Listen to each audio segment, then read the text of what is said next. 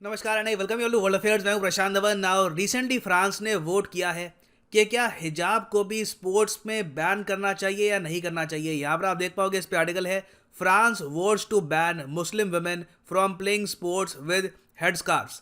अब ये देखो, डिसीजन काफ़ी कंट्रोवर्शियल है क्योंकि यहाँ पर हम बुरखे की बात नहीं कर रहे, यहाँ पे बात हो रही है हिजाब की। और वैसे आप अगर देखो तो बहुत सारी एथलीट्स हैं ईरान से, पाकिस्तान से, जो आज के समय वेरियस स्पोर्ट्स में पार्टिसिपेट करती है वाइल वेयरिंग हिजाब। फॉर एग्जांपल यहाँ पे आप देख पाओगे पाकिस्तान की एथलीट है। उसके अलावा वेरियस और कंट्रीज है जहाँ पर पहले तो फीमेल एथलीट्स को पार्टिसिपेट करने की इजाज़त थी नहीं, अब उनको परमिशन मिली है, मगर शर्त यही होती है कि वो हिजाब पहनेंगी। तो अब अगर फ्रांस हिजाब पे लगा देगा ऑल टुगेदर बैन, स्पोर्ट्स में हिजाब पे लगा देगा बैन, तो इससे डायरेक्ट इम्पैक्ट आने वाला है 2024 के समर ओलंपिक्स पर। क्योंकि आपको बताया होगा कि 2 साल बाद समर ओलंपिक्स होस्ट करने वाला है फ्रांस। तो फ्रांस के रीसेंट डिसीजन की वजह से हो सकता है, मैं कहूँगा इट इज़ पॉसिबल, कि ऑल टुगेदर कई मुस्लिम मेजॉरिटी कंट्रीज फ्रांस के जो ओलंपिक्स हैं इनको बॉयकॉट भी कर दे। That can very much happen. हालांकि मैं ये कहूँगा कि उसमें अभी टाइम है। टाइम इसलिए है क्योंकि अभी बस फ्रांस के अपर हाउस ने इसको पास किया है, लोअर हाउस में वोटिंग होगी, फिर प्रेसिडेंट का भी अप्रूवल चाहिए। तो देखना होगा कि पूरा प्रोसेस ये कंप्लीट कर पाते या नहीं कर पाते, मगर ये इशू आने वाले कुछ सालों में बहुत डिबेट किया जाएगा इन द स्पोर्टिंग वर्ल्ड। तो डिस्कस करते हैं इस टॉपिक को, काफी कुछ आपको जानने को मिलेगा। मगर आगे बढ़ने से पहले आपसे क्वेश्चन पूछूंगा। क्वेश्चन यहाँ पर यह है कि जो प्राचीन ओलंपिक्स होते थे 700 बीसी के आसपास, सबसे पुराने ओलंपिक्स, आपको ये बताना है कि ये ओलंपिक्स किसके ऑनर में किए जाते थे, किसके सम्मान में ये ओलंपिक गेम्स होते थे।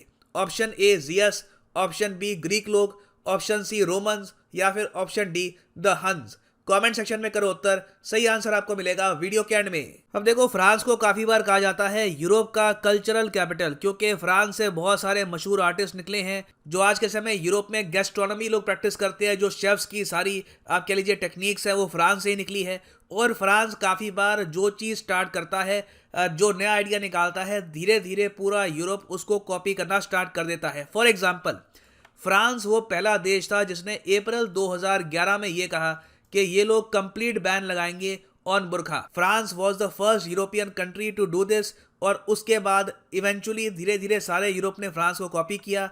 और आज के समय आप अगर देखो तो ना सिर्फ बुरखा, इवन बहुत सी लोकेशंस में हिजाब भी ओपनली पहनना बैन कर दिया जा चुका है। और रिसेंटली तो यूरोपियन यूनियन का जो टॉप कोर्ट है, इसने ये भी रूलिंग दी कि अगर कोई फीमेल एक यूरोपियन यूनियन कंट्री के ऑफिस में जाती है, काम करती है विद ए हेड स्कार्फ, तो उस बेसिस पर वो कंपनी उस वुमेन को सस्पेंड भी कर सकती है। It can also result in firing as well. तो धीरे धीरे जो बात फ्रांस ने स्टार्ट करी थी, यूरोपियन यूनियन, बहुत सारे जो आसपास के कंट्रीज हैं ये एक्सेप्ट कर चुके हैं। और जैसे कि आपको पता है, अब आ गया है 2022 साल। ये साल फ्रांस के लिए बहुत ही इंपॉर्टेंट है क्योंकि इस साल में होने हैं फ्रांस के प्रेसिडेंशियल इलेक्शन। तो कई जो आइडियाज जो पहले काफी हद तक दबे हुए थे, जिस पर लोग बात नहीं कर रहे थे, अब उस पर खुल के डिबेट होगा, खुल के उस पर वोटिंग होगी। जो पॉलिटिशियंस हैं अपना स्टांस यहाँ पर लेंगे और पूरी कोशिश करेंगे कि एक बार को रिलीजियस पोलराइजेशन करके जो ये सेंसिटिव टॉपिक्स है इनको उठाकर ये एक बार बस इलेक्शन जीत जाए। और इसलिए देखा गया कि रिसेंटली फ्रांस में जो बहुत ज़्यादा राइट विंग पार्टीज हैं ये इकट्ठा हो गई और इन्होंने अपर हाउस में, सिंस अपर हाउस में इमैनुअल मैक्रों की पार्टी की मेजॉरिटी है नहीं, तो अपर हाउस में वोटिंग करके ये प्रस्ताव पास करा दिया। इवन दो आप जान के हैरान होंगे, इमैनुअल मैक्रों की जो पार्टी है उस पार्टी ने इस प्रपोजल के अगेंस्ट वोट किया। इन्होंने ये कहा कि देखो, ओलंपिक्स पास में आ रहे हैं, अब जाकर ये पूरा जो बैन लगाना है हिजाब का, अभी इस वक्त मत करो, बाद में देखेंगे, इस पर कभी बातचीत कर लेंगे। एक तर्क यहाँ पर यह भी दिया गया कि फ्रांस ने क्या कर रखा है कि इनकी जो अपनी लोकल स्पोर्टिंग बॉडीज है, जो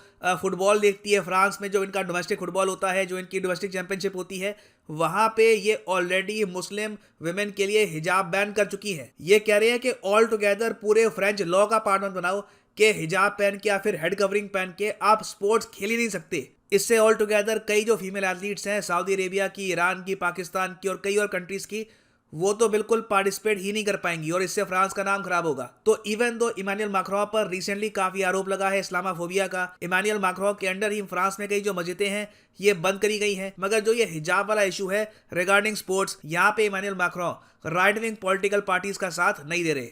और देखो, जैसे जैसे ओलंपिक्स पास आएंगे ये जो इशू है इंटरनेशनलाइज हो जाएगा। कई जो मुस्लिम स्पोर्ट्स वुमेन है, और देखो ज़रूरी नहीं है कि मुस्लिम स्पोर्ट्स वुमेन यहाँ पर ईरान की ही हो या फिर पाकिस्तान की ही हो, कई मुस्लिम स्पोर्ट्स वुमेन है जो यूएसए से आती है मगर वो हिजाब पहन के खेलती है। वो यहाँ पर ये कह रही है कि देखो, रिलीजियस फ्रीडम एक ह्यूमन राइट है। एक आदमी जिस रिलीजन पे वो बिलीव रखे, जो वो हेड कवरिंग पहनना चाहे, उसकी मर्जी है। तो स्पोर्ट्स में ये इशू क्यों लाया जा रहा है? स्पोर्ट्स में तो काफ़ी हद तक इक्वालिटी होनी चाहिए।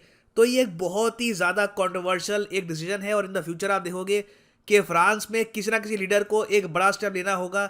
या तो इमैनुअल मैक्रोन खुद यहाँ पर आएंगे, कहेंगे कि नहीं मैं इसके अगेंस्ट हूँ, या फिर पॉसिबिलिटी ये भी है कि फ्रांस के इलेक्शन में ये ऑल टुगेदर एक नॉन इशू बन जाए। अभी के लिए मैं यहाँ पे आपसे पूछना चाहूंगा, आपका क्या ओपिनियन है? ओलंपिक्स पास आ रहे हैं, क्या आप मानते हैं कि होस्ट कंट्री को जो हिजाब है ये ऑल टुगेदर बैन करना चाहिए स्पोर्ट्स में? इसके बारे में आप लिख सकते हैं कमेंट सेक्शन में। आपकी यहाँ पे आर्ग्यूमेंट हो सकती है कि जो बहुत सारी मुस्लिम मेजोरिटी कंट्रीज है ऑलरेडी वहां पर फीमेल्स की पार्टिसिपेशन कम है स्पोर्ट्स में, बहुत ही मुश्किल से एक फीमेल स्पोर्ट्स खेलने के लिए आगे आती है, तो अगर वो हिजाब भी पहनती है तो व्हाट इज द इशू? या फिर आप लिख सकते हैं कि नहीं, एक सिमिलर ड्रेस कोड होना चाहिए सबके लिए, why there should be exception.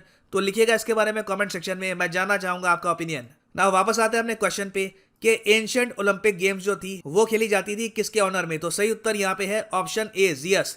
Jesus कहा जाता है ग्रीक मैथोलॉजी में, ये थे गॉड्स के राजा, द किंग ऑफ गॉड्स। और इन्हीं के सम्मान में सबसे पहले ओलंपिक गेम्स हुई थी एथेंस में इन 1776 बीसी। और फाइनली यहाँ पर मैं ये भी ऐड कर दूं कि अगर आप यूपीएससी एग्जाम की तैयारी करना चाहते हैं तो कमेंट सेक्शन में जाओ, यहाँ पे आपको मिलेगा ये लिंक, इस लिंक पे करो क्लिक और यहाँ पे आप परचेज कर पाएंगे अनअकैडमी का यूनिक कॉम्बो पैकेज, जिसके अंदर आप यूपीएससी प्रीलिम्स, मेंस, ऑप्शनल आपकी चॉइस का हो, political science, history, whichever you want to choose, इन सब की तैयारी कर सकते हैं in a single purchase. Simply click on pick a plan और यहाँ पे आप खरीद पाएंगे 18 महीने, 24 महीने या फिर 36 महीने का course, depending on the time you want to take to prepare for UPSC. मगर यहाँ पे जो प्राइसेस लिखे हैं पे करने की आवश्यकता है नहीं, सिंपली यहाँ पे यूज करो code PD10 and the prices will fall. So use the code PD10 and save money. So इसी नोट के साथ ये है वीडियो का अंत। Thank you for listening and as always God bless you all.